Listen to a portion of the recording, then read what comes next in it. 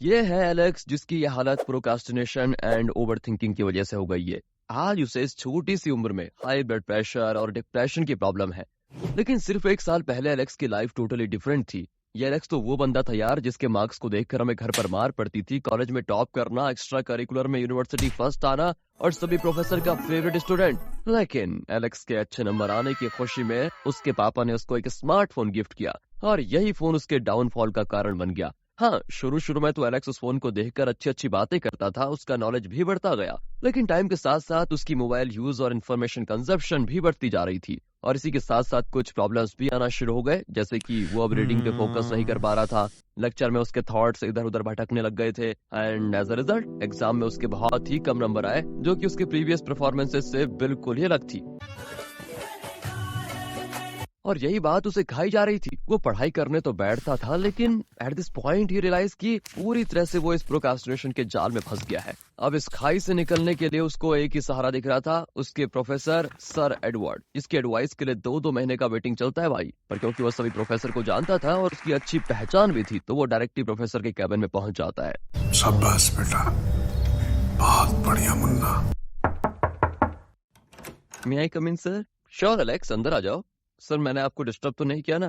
अरे नहीं नहीं, ऐसी कोई बात नहीं है। तुम बताओ तुम कैसे हो, और आजकल तो नजर भी नहीं आते।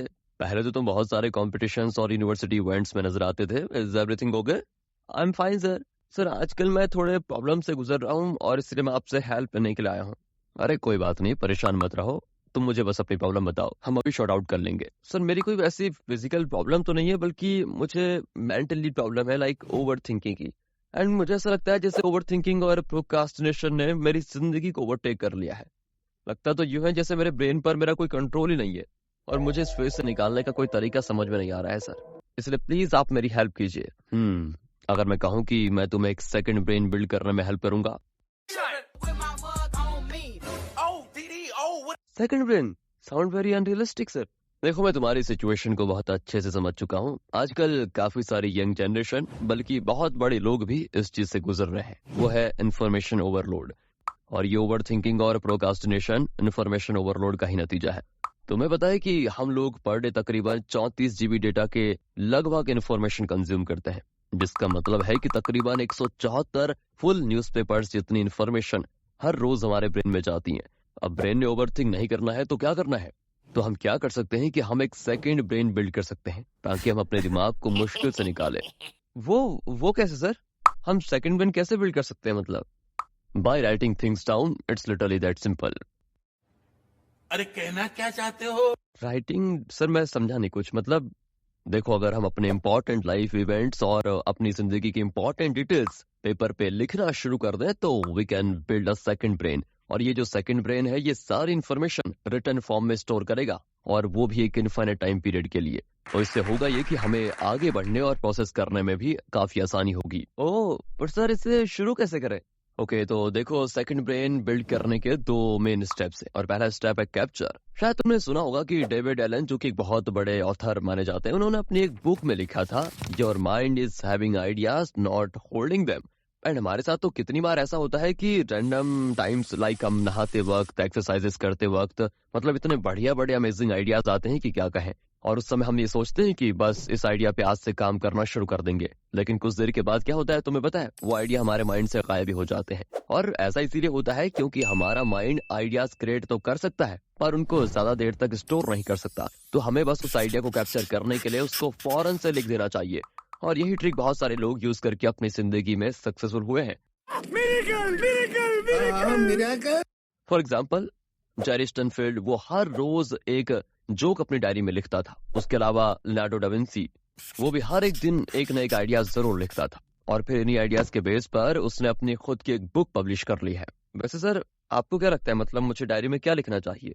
हम एक्चुअली एक एक्रोनिम यूज करते हैं, शिपी। इसके अकॉर्डिंग अगर तुम्हें कोई चीज, कोई बात, कोई इवेंट सरप्राइजिंग लगे, हेल्पफुल लगे, इंस्पिरेशनल लगे, या फिर उसकी कोई पर्सनल वैल्यू हो, या वो तुम्हारी इमेजिनेशन को ट्रिगर करे, तो वो तुम डेफिनेटली अपने सेकंड ब्रेन में स्टोर कर सकते हो। ऐसा करने से तुम्हारी नॉलेज ऑर्गेनाइज हो जाएगी, और जो कुछ भी तुमने अपने जिंदगी के एक्सपीरियंस से सीखा है, वो तुम इजीली अप्लाई भी कर सकोगे। ना सिर्फ ये, बल्कि कैप्चर करने से आप आइडियाज को प्रॉपरली कनेक्ट भी कर सकते हो और एक रिलायबल एफिशिएंट नॉलेज बैंक भी बना सकते हो। वाह, पर सर मेरा नेक्स्ट क्वेश्चन है वेयर टू कैप्चर, मतलब ये सारी इन्फॉर्मेशन आपके ख्याल से मुझे कहाँ पर स्टोर करनी चाहिए? हाँ, इसके देखो बहुत सारे ऑप्शंस हैं। तुम गूगल डॉक्स यूज कर सकते हो, अपने लिए टू डू लिस्ट बना सकते हो, अपने फोन की नोट एप्स को यूज कर सकते हो। Options are never ending. Oh right sir, अब इसके बाद अगला स्टेप एंड नेक्स्ट स्टेप होगा ऑर्गेनाइजिंग द इन्फॉर्मेशन, जो कि पर्पस और क्लैरिटी के लिए बहुत इंपॉर्टेंट है। Interesting. और ये कैसे होगा सर? इस प्रोसेस के लिए भी हमारे पास एक एक्रोनिम है, वो है पारा। सर व्हाट डज पारा स्टैंड्स फॉर? इसमें P is for projects, A is for areas, R is for resources and A is for archives। अब तुम्हें करना यह है कि ये 4 फोल्डर्स अपने पीसी में बना लेने हैं और अपने सारे आइडियाज, टास्क्स और गोल्स इन फोल्डर्स में नोट डाउन करने हैं। नहीं, मैं समझा नहीं सर, थोड़ा और क्लियर कर सकते हैं क्या आप? हाँ तो देखो, इसके लिए प्रोजेक्ट्स वाले फोल्डर में तुम्हें अपने सारे जरूरी काम नोट डाउन करने हैं, ऐसे टास्क जिनकी एक प्रॉपर एंडिंग है। फॉर एग्जांपल, तुम्हें कोई बिल्स पे करने हो, कोई प्रोजेक्ट कंप्लीट करना हो, घर की रिनोवेशन का कोई काम करना हो, ये सारे टास्क और इन टास्क से रिलेटेड डिटेल्स तुम्हें इन फोल्डर में डालनी है। फिर उसके बाद आ जाता है एरियाज का फोल्डर। इस फोल्डर के अंदर तुम्हें ऐसी चीजें नोट डाउन करनी है जो कि तुम्हें लॉन्ग टर्म के लिए मेंटेन करनी है, या वो सारे गोल्स जिनका कोई एंड नहीं है। फॉर एग्जाम्पल, फिट रहना, हेल्दी डाइट मेंटेन करना, एक्सरसाइज करना, रिलेशनशिप्स मेंटेन करना, इन्वेस्टमेंट्स करना, ये सब एरियाज वाले फोल्डर में आ जाएंगे। ओह राइट सर, राइट। अब रिसोर्सेज और आर्काइव्स का फोल्डर, उनमें क्या आएगा? एंड जो ये रिसोर्सेज वाला फोल्डर है, ये तुम्हारी एक पर्सनल लाइब्रेरी की तरह होगा। इसमें तुम अपनी सारी books, audios, PDFs, podcast, videos और वो सारी इंफॉर्मेशन स्टोर कर सकते हो जो तुम्हारे गोल्स अचीव करने के लिए तुम्हें हेल्प करेगी। एंड ये फोल्डर इंश्योर करेगा कि तुम्हारी सारी इंफॉर्मेशन सेफ है और प्रॉपरली ऑर्गेनाइज्ड भी। फिर अगला आ जाता है हमारे पास लास्ट फोल्डर, और वो है archives folder. It works like recycle bin of PC. वो सारी चीजें जो बाकी तीनों फोल्डर में मिसफिट हैं पर स्टिल इंपॉर्टेंट है, वो तुम्हारे आर्काइव फोल्डर में आ जाएंगी।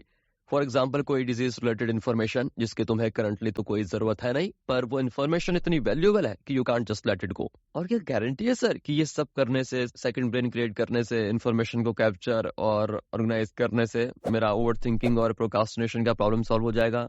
देखो एलेक्स, मेरा मानना है कि तुम हमेशा से एक स्मार्ट और फोकस्ड स्टूडेंट रहे हो, और जो चीज तुम्हारा फोकस खराब कर रही है वो है इन्फॉर्मेशन ओवरलोड। और इन्फॉर्मेशन ओवरलोड के साथ डील करने का यही बेस्ट तरीका है। सेकंड ब्रेन बिल्ड करने से तुम्हारी मेजॉरिटी प्रॉब्लम सॉल्व हो जाएंगी। I hope so sir. और मुझे बताया कि आपके पास मेरे प्रॉब्लम का कोई ना कोई सोल्यूशन जरूर होगा। Of course, I am always here for you. बेटा, तुम्हें कभी भी कोई प्रॉब्लम हो तो आराम से मेरे पास आ सकते हो। I know sir, thank you so much sir. और मैं चलता हूँ, मेरी क्लास है। Have a nice day sir. Okay, you too. Thanks to his professor. अब एलेक्स की जिंदगी में होप वापस आ गई है, और उसके साथ साथ हम सबके लाइफ में भी। ओवर थिंकिंग और प्रोक्रास्टिनेशन से बचने का ये तरीका हमें हाथ से जाने नहीं देना चाहिए। So let's start working on creating a second brain. Video अच्छी लगी हो तो लाइक कीजिए, चैनल को सब्सक्राइब करना मत भूलिएगा। मिलते हैं बहुत जल्दी दूसरी वीडियो के साथ। ध्यान रखेगा अपना। और वो जो लाल वाला बटन है उस पे भूकंप लेके आओ या फिर भूचाल, मुझे नहीं पता, बस क्लिक हो जाना चाहिए।